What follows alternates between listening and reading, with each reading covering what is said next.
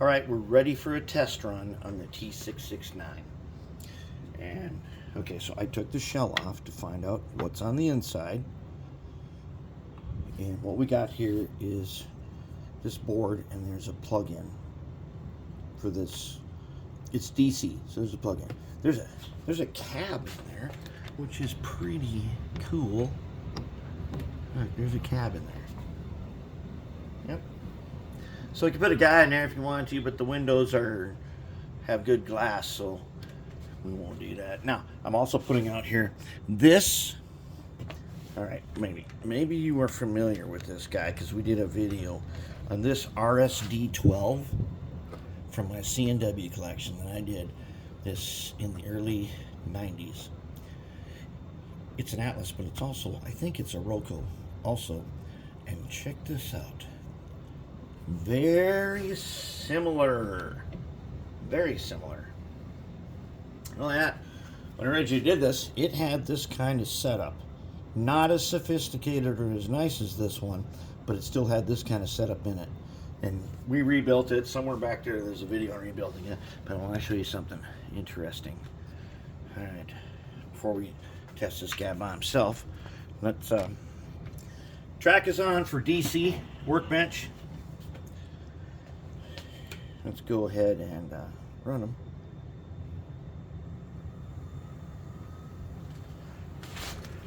Look at that. They're pretty dang close on speed matching. Okay, now when I bring them back, take notice of the lights coming in on the T669.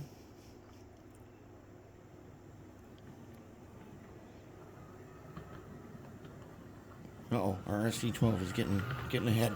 He's getting ahead. And we didn't even get a look at the lights.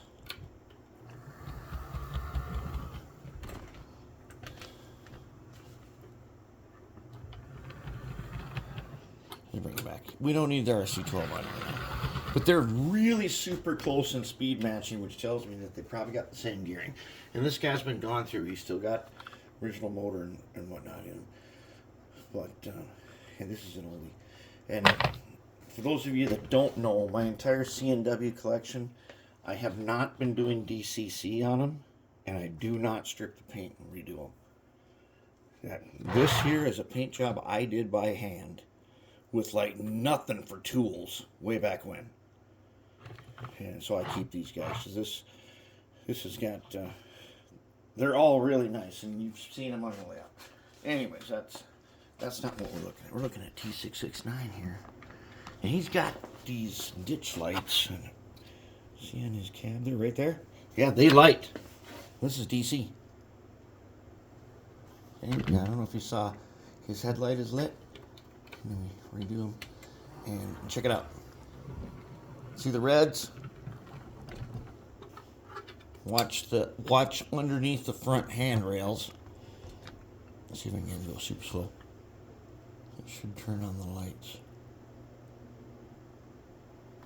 Maybe. Hold it. Let's go down here. He's got all these lights on him. He got tons of lights on him. I haven't even looked at them all yet. So he's got lights up here. He's got headlight, rear light. He's got these ditch lights.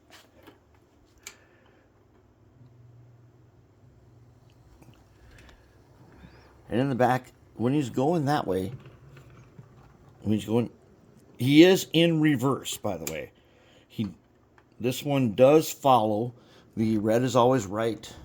Short hood forward.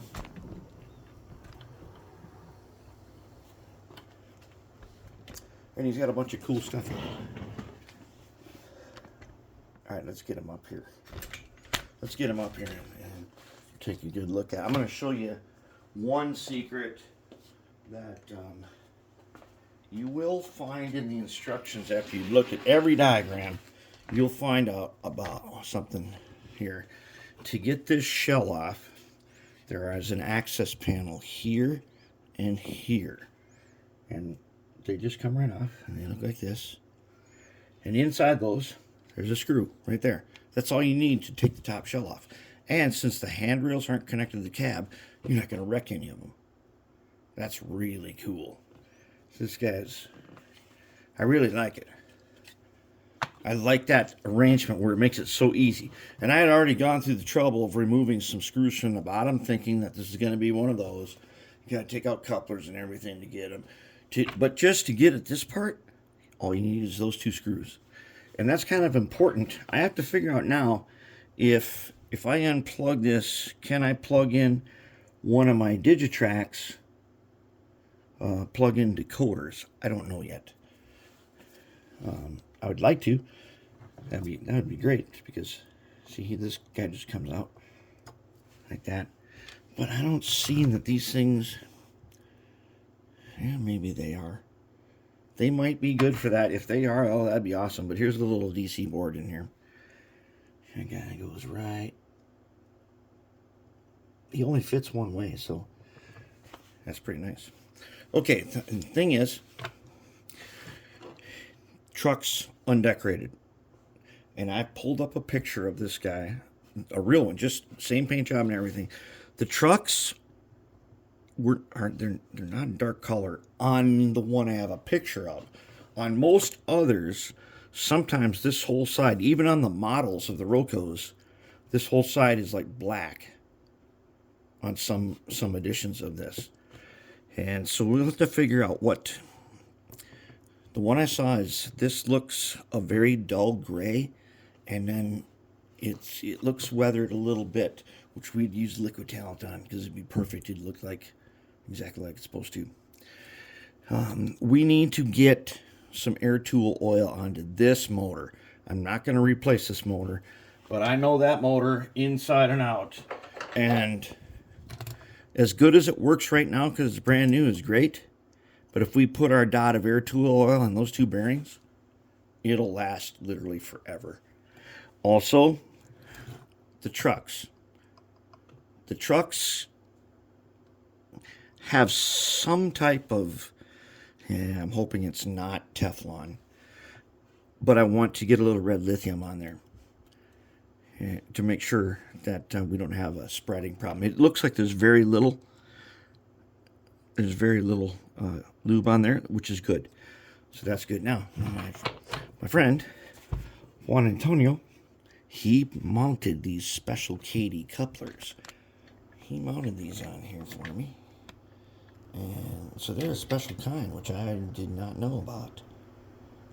Okay. Can we see it? Yeah. There we go. They're mounted, if you can see, like that. And they go to a mounting guide like that. So the only thing I want to do is I want to get some graphite on these. Yeah, otherwise I'm going to keep them. And then I want to do some detail work on this, on the platform, on the underframe. So, in general, the handrails have the white ends like we normally know. And then these guys could be many different colors. But I have not found anywhere they're all white like this. They got the bumpers. We're just going to keep those. We don't care about that. That's fine. They don't hurt nothing, so let's just keep them.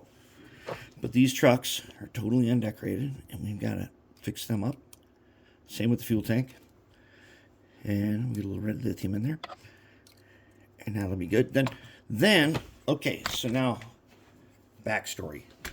I'm thinking about during the time when Karsk Iron and Metal needed a locomotive, and they went here to the big shop in Champion City, Janus Heavy Duty Manufacturing, which can make anything, and in the future, that's the way it is. You bring something in, if it needs a part, it's just fabricated.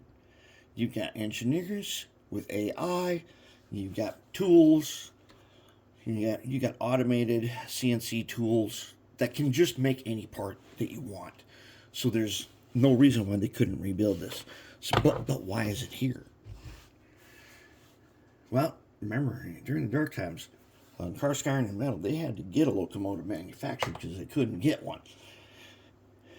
I think the story on this guy might be due to the massive shortage and the need for locomotives. West Guinea, Africa has got a whole lot of these. I can't remember if yeah, I don't know. How many is it? I don't know. But they are in this color. They were sent over there in this color from the CST, Czech State Railways. They got a whole bunch of them. And, hey, little cash. Those guys, no problem selling over here. And that might mean that this could usher in us bringing in a couple of extra models also. This, the Shimieta CHME3 T669. Okay, this was made until about 1990, and there's a whole lot of them out there. There is an upgraded version of this called the CHME5, which has 4-axle trucks on both sides. It has 8 axles. Not only that, there's another manufacturer in Russia that makes the TEM7, and that's for those of you who remember the Port of Houston. The Port of Houston had a bunch of TEM7s there that got impounded by the EPA for whatever, and then they had to get sent back, and it was a bunch of BS, and they sat there forever. But the TEM7A is 8 axles. But then I went to the manufacturer's website for the Russian locomotives. They got a new one called the TEM14M, and it also has 8 axles that they are currently making. There's a big thing in, so the locomotive works for this. They make this with 8 axles. The TEM7, the TEM7A is the TEM7A is 8 axles. The TEM7 is like this. The TEM14 is 8 axles. It's getting crazy. I like 8-axle locomotives, and all we got to us is a U50C and a bunch of DD40s. Why not have more? But right now, this thing is amazing. I'm got to figure out if I can actually plug and play that decoder for this. If I can, that will be awesome. And then we are going to be putting big numbers on the side. And then we'll put something right here on the cab. And I don't know if we're going to go with that backstory that this came from Guinea during dark times. If it did, it came with a bunch of other ones. But we got a bunch of detailed work to do on the stairs and the handrails, and a little bit on the sides, and some on the shell, which now comes off just perfect. That is an amazing, excellent feature of this, is that it's so easy to take this shell off. So we can get here and maybe paneline these grills.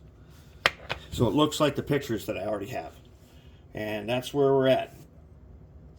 Now, while we think about that, we're going to get back to those axles where I made the gears.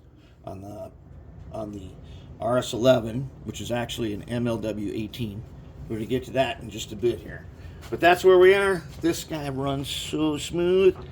All we need to do now is protect his motor with a little air tube oil, and we're going to protect them gears with a little red lithium, and we're going to be good to go. And then we'll start working on some detailing.